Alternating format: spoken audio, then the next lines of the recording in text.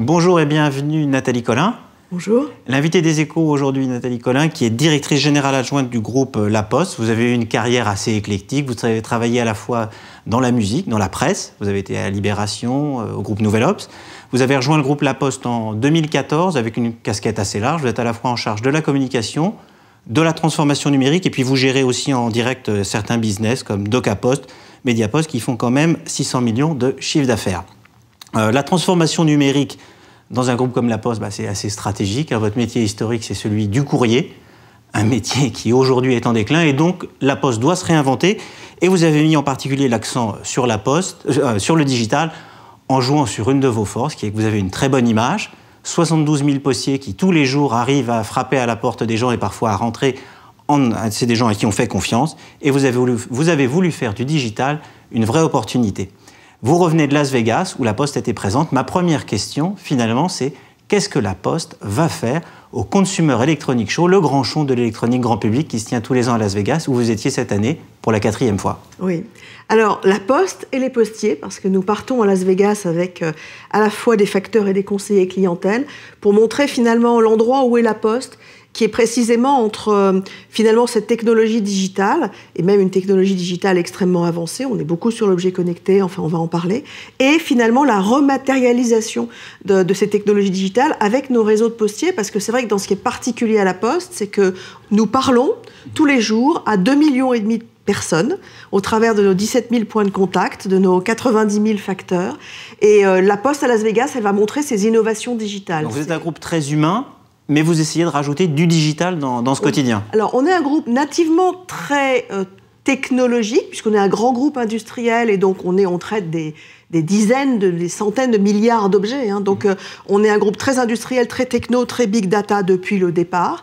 Et c'est vrai qu'on a considéré, et c'est assez original, puisque tout le monde se plaint souvent du digital, que le digital était une opportunité pour finalement valoriser ce qui sont les actifs de La Poste. Alors, on a parlé de la confiance, mais il y a les postières et les postiers, nos réseaux, en fait, le fait de physiquement parler aux gens tous les jours, le fait que La Poste est une entreprise qui a des vraies valeurs digitales intrinsèques, comme l'universalité ou la neutralité. On parle beaucoup de la neutralité du net. La Poste est une entreprise qui est naturellement un opérateur d'infrastructure universel, neutre et pérenne. On est là depuis 6 siècles. Et quand on transpose ça en digital, ça fait quelque chose d'assez intéressant, en particulier dans un rôle de plus en plus important dans le digital, qui est le rôle de tiers de confiance, qu'on applique à beaucoup de domaines.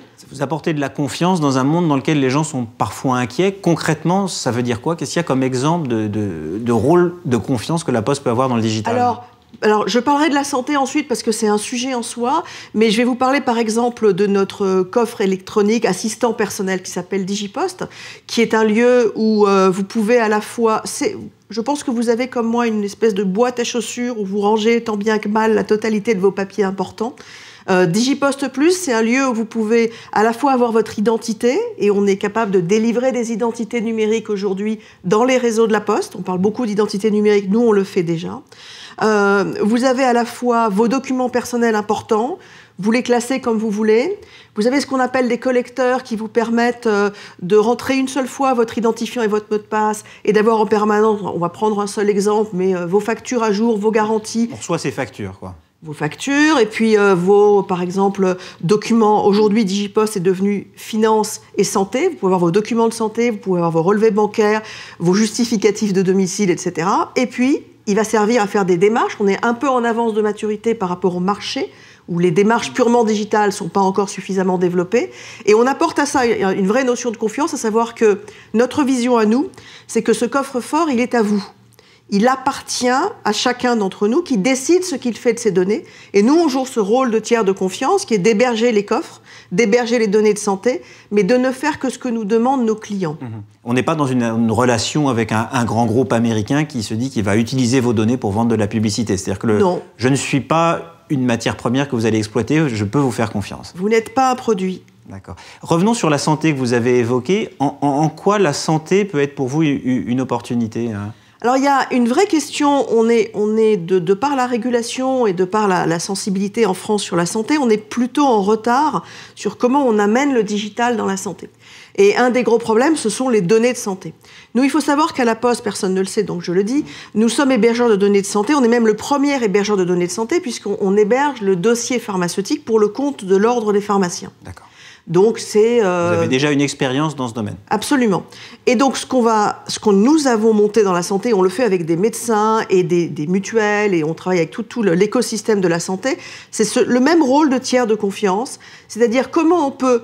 Pour les individus, notre vision, elle est très centrée au service de chacun. Alors, qu'est-ce que je vais pouvoir faire, moi, sur ce coffre-fort numérique en termes de santé? Vous pouvez télécharger l'application La Poste e-Santé, qui est sur tous les stores.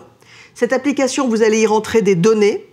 Vous allez y rentrer des données qui vont être hébergées par La Poste. Et c'est vous qui allez décider ce que vous faites de vos données. On va en aucun cas... Mon carnet de santé, je l'aurai toujours finalement accessible, pas de risque de le perdre et pas de risque que quelqu'un d'autre puisse dedans. Absolument. Donc vous l'aurez, par exemple, vous aurez les rappels de vos vaccinations, vous pourrez rentrer votre courbe de... Alors, c'est connecté à tous les objets connectés du marché, puisque on est neutre et universel, nous on ne choisit pas les objets et des marques avec lesquels on a des partenariats. Quel que soit l'objet connecté, vous pouvez le connecter à votre carnet de santé et faire un suivi médical particulier. Donc ça va s'enrichir progressivement. Oui. Aujourd'hui, il y a très peu d'usages, on est le premier à avoir sorti ça.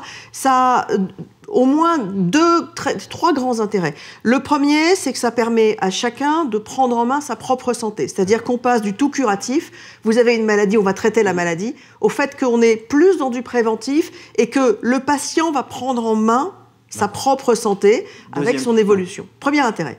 Deuxième intérêt, ça vous permet de partager vos données de santé, certaines données de santé, avec qui vous décidez. D'accord. Avec votre médecin, par exemple. Vous avez envie de dire à votre médecin, ben voilà ce que j'ai fait en termes de sommeil, de sport, de poids, de fait de fumer, etc. Et ça, vous pouvez le décider et ça vous permet d'avoir un échange avec votre médecin. Et c'est une vraie base pour le développement. C'est choisi de la télémédecine. D'accord. Et troisième point ? Le troisième point, c'est que c'est... c'est un vrai endroit pour pouvoir permettre aux gens de mieux vivre leur santé à leur domicile. On travaille aujourd'hui avec des hôpitaux. On était avec un professeur de l'IRCAD à Las Vegas et un autre professeur de l'Institut Hartmann. Ça permet de vous maintenir à domicile en pré-hospitalisation et en post-hospitalisation. Dernier point, brièvement, oui. En quoi toutes ces activités dont vous nous parlez vont vous permettre peut-être de compenser le déclin de votre cœur de métier qui est le courrier? En quoi ça génère du chiffre d'affaires pour la Poste? Alors nous, on considère que notre cœur de métier, ce sont les services de proximité humaine. Et que finalement, le courrier, c'est un service, mais aujourd'hui, le courrier, c'est moins de 40% du chiffre d'affaires du groupe La Poste. Il faut quand même le savoir. Et donc, dans ces services de proximité humaine, on est en train de travailler à transformer de plus en plus ce qu'on appelle le fameux dernier kilomètre en un service, c'est-à-dire partir des cas d'usage des particuliers et en faire un service, et des entreprises évidemment. Et dans ce domaine-là, le digital est ce qui nous permet d'appuyer cette transformation vers le monde de service. Je donne un exemple. On a sorti Veiller sur mes parents, qui est l'accompagnement du maintien à domicile des personnes âgées sur le territoire. Veiller sur mes parents, ça tourne sur une infrastructure digitale qui est le hub numérique. Si vous n'avez pas les infrastructures digitales qui vous permettent de mieux cibler les personnes qui vont avoir ces services et de mieux les opérer, le coût n'est pas c'est ce mélange des deux, l'humain et le digital. C'est l'humain et le digital qui est l'ADN de la Poste finalement. Nathalie Collin, merci. Merci à tous et à bientôt pour le rendez-vous des Échos.